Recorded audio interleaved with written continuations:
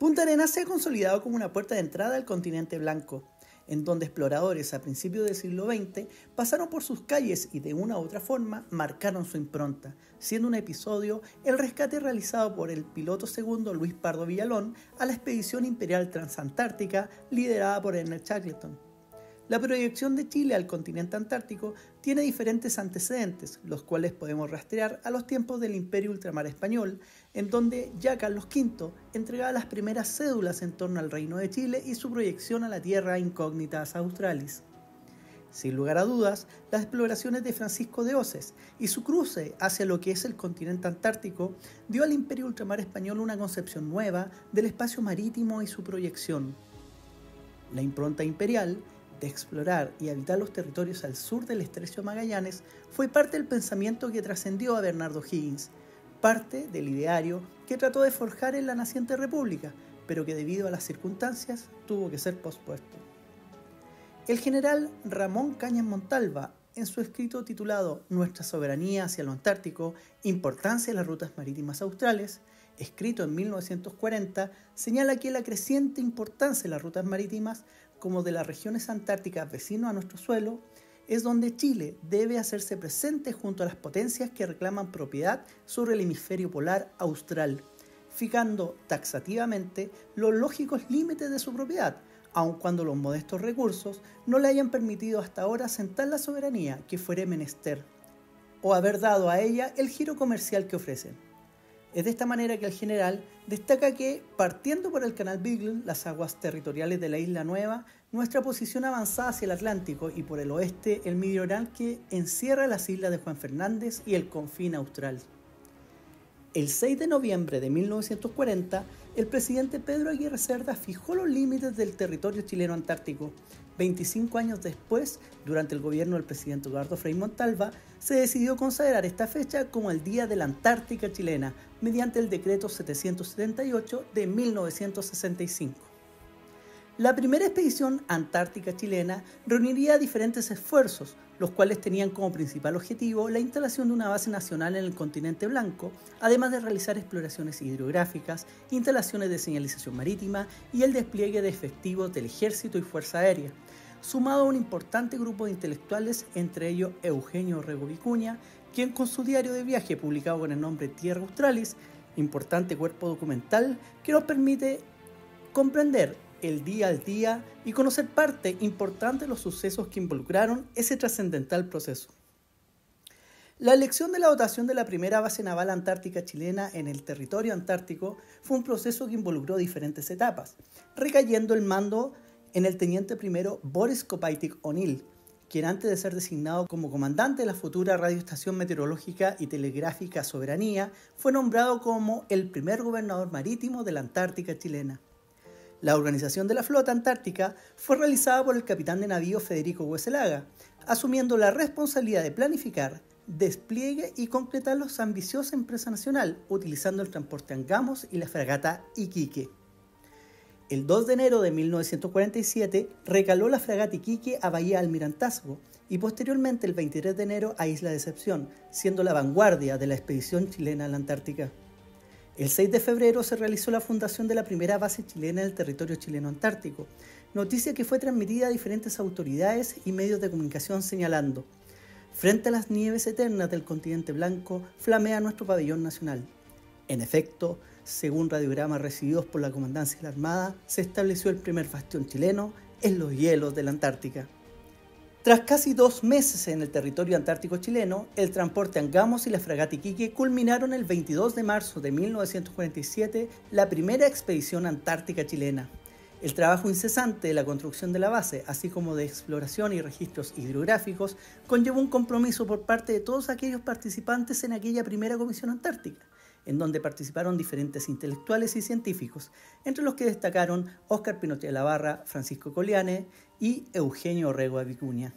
La flotilla antártica regresó a Punta Arenas, siendo recibido con expectación por parte de la población magallánica, escuchando las primeras historias y manteniendo la mirada puesta en la segunda expedición antártica chilena para el periodo estival de 1947 a 1948.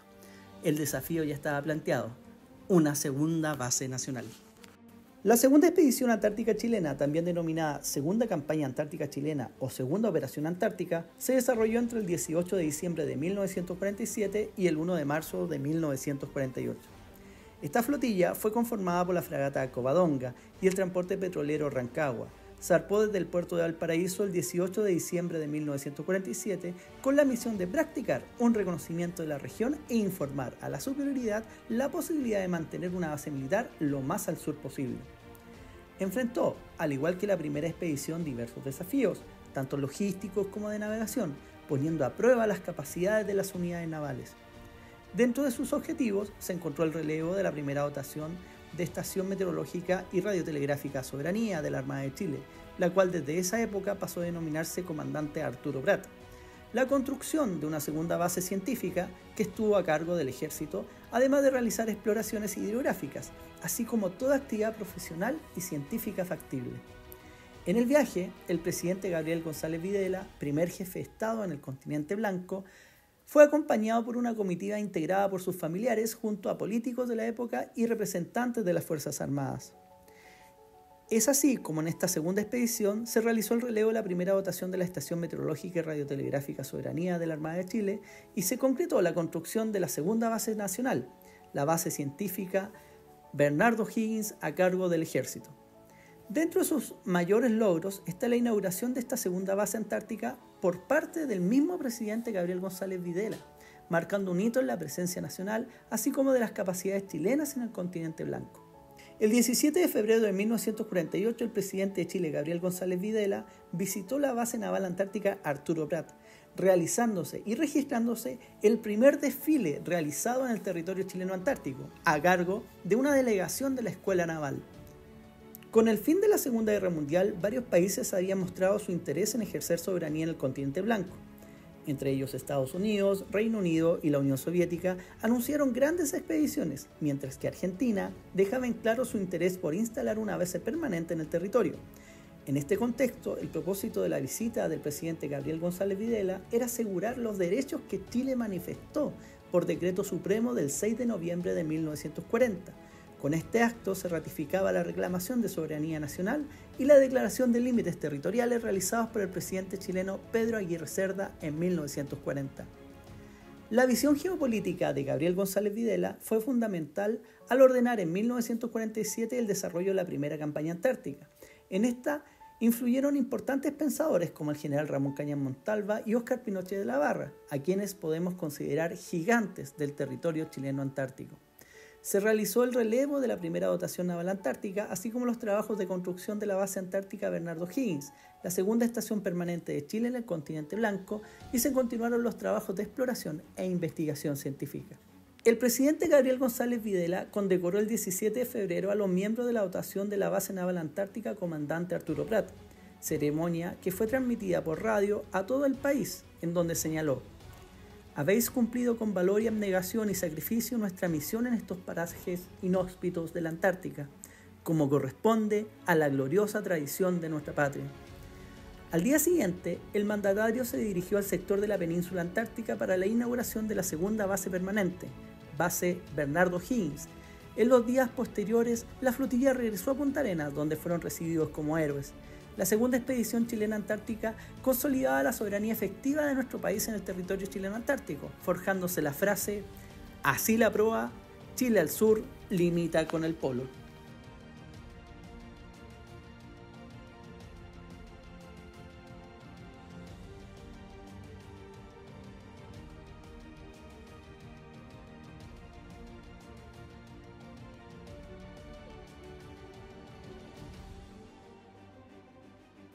La tercera expedición chilena antártica se desarrolló en el periodo estival de 1948 a 1949, desarrollada por el Grupo de Tarea Antártico compuesto por la fragata Covadonga, Transporte Maipo y el patrullero Lautaro, unidades al mando del comodoro Leopoldo Fontaine.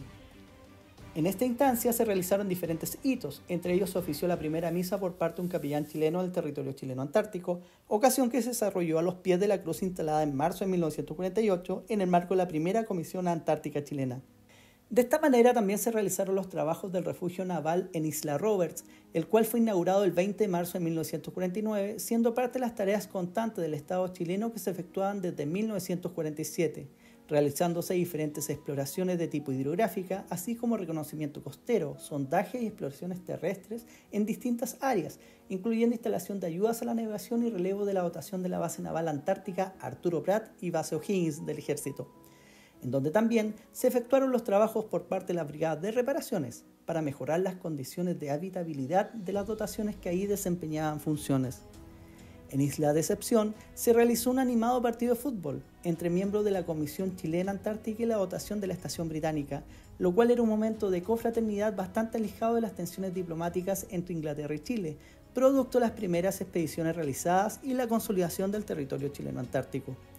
Esta controversia se mantendría hasta la firma del Tratado Antártico el 1 de diciembre de 1961, en donde diferentes niveles de tensión se desarrollaron durante aquellos años, quedando registrado en cartas diplomáticas diferentes incidentes, produciéndose así un estrecho acercamiento entre las posiciones de Chile y Argentina ante las acciones inglesas, lo cual llevaría a distintos tipos de reuniones y puntos de acuerdo en donde se tiene documentado el accionar de balleneros y loberos chilenos desde fines del siglo XIX.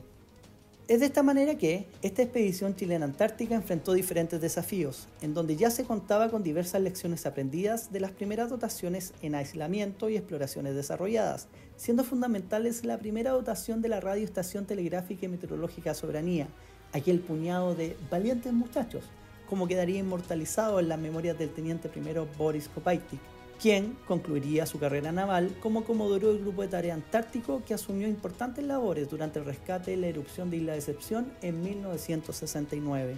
Accionar que une a diferentes unidades navales como son el transporte Angamos, la fragata Iquique, la fragata Covadonga, el transporte Maipo, el patrullero Lautaro, así como las comisiones de miembros de la Fuerza Aérea de Chile,